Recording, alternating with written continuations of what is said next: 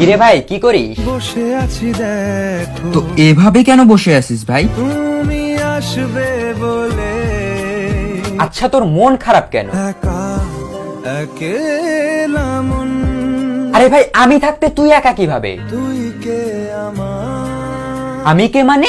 আমাকে তুই ভুলে গেলি? না রে না ভাই তুই কি তোর লাইফে ভালোভাবে বাঁচতে চাস না? বেঁচে থেকে লাভ কি বল বেঁচে থেকে লাভ কি মানে?